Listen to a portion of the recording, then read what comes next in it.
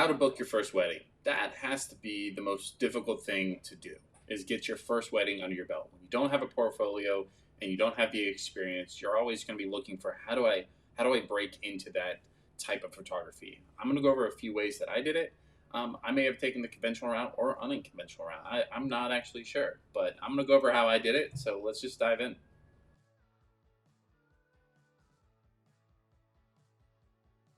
All right, the first thing I did when trying to book weddings is I first started building a website. I made it to where you could see some of my work. I built a contact page where you can reach out to me. I built an about me page so they know who I am.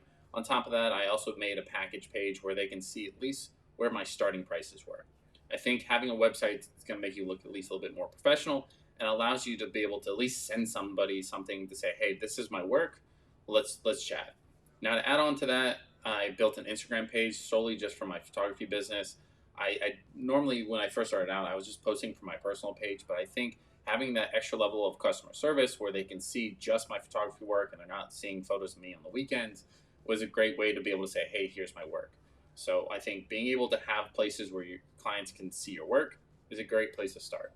Now, those two things are pretty basic, but when you're looking for your first client, your first booking, the easiest spot to look is within. Look within your family and friends. If anybody you know is getting married, offer to do their wedding for free, especially if they know you know how to use a camera. If you're shooting, families or couples and things like that, ask them to see if they'll allow you to be at their wedding so you can at least get that experience. Now, if you don't have any family or friends that are getting married, another spot that can get you at least to the point where you start building a portfolio is reach out to other photographers and ask to be a second shooter, ask to be an assistant, whatever they allow you to do, just to be a part of that wedding industry where you can snap a few photos and have something to show future clients.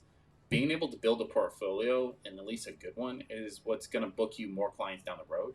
When you're first starting out, you want to get in the industry. You need to get your foot in the door. So that is where I would start. Me personally, I didn't actually start second shooting. I started with a family shoot. I shot a family's wedding and then a friend's wedding, and then from there, just kind of took off. Where I started getting the leads, though, when I first started out, was Bark, Thumbtack, and Zola.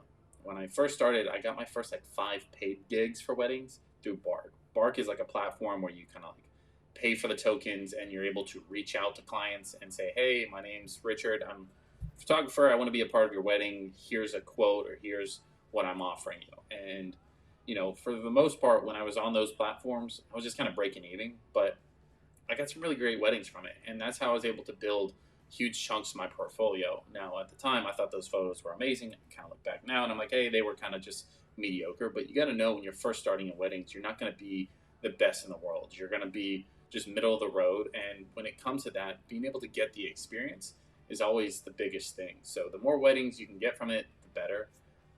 Now, Zola is another part. Zola is a separate platform, but you got to have some kind of portfolio to be able to be on those because you're going to build a storefront. You need to have some kind of package list or pricing guide and things like that. When it comes to that, Zola is like you pay $60 for 3 months and you have unlimited leads where you can just reach out to whoever. Now, they have to be able to say, "Hey, I want somebody to reach out to me," or they reach out to you directly.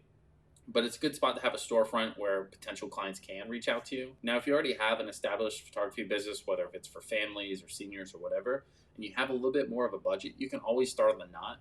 The Knot is a good spot for wedding photographers starting out. It's expensive, right? I'm not allowed to go over contracts. I'm on The Knot currently, but I'm thinking about kind of dipping that down and kind of getting off of it because The Knot is very much clients that have budget in mind first and then everything else second. Not all of them, but a good chunk of them. So getting on those websites to be able to build your portfolio, get a few leads booked, future clients booked, is a great way to at least start the business. When you're first starting out, you got to keep in mind most couples want photographers with experience and built-in portfolios. So you have to keep in mind it's not going to be easy. You're not going to book the first lead that comes in. So you got to be able to be in multiple spots at once. And the biggest thing I can always recommend is respond to every lead super quick. Couples don't really want to wait. I know photographers, they wait days in between responding to their leads. That's crazy to me. So keep in mind, just reach out to them as soon as you get the lead. You could be the first and potentially the only photographer they talk to if they end up going with you. So respond quick. On top of that, build a package list when you're first starting out that is enticing for couples to book. Once you get a couple weddings booked in and you've shot a couple weddings, you can always increase it. Slowly build it up. You don't have to start out with saying, hey, my market is at $3,000 for average for a wedding, so I'm going to start there. If you're not $3,000 worth of photography yet, don't put your pricing there. Start with 1,500. Start with 1,000. Shoot the first one for free if you want to. I did my first wedding for free, so I know that when you start out, getting that first booking is the hardest part. But once you have a couple under your belt, they start flowing in after that, as long as your photography is what they're looking for, of course. So hopefully this video helped.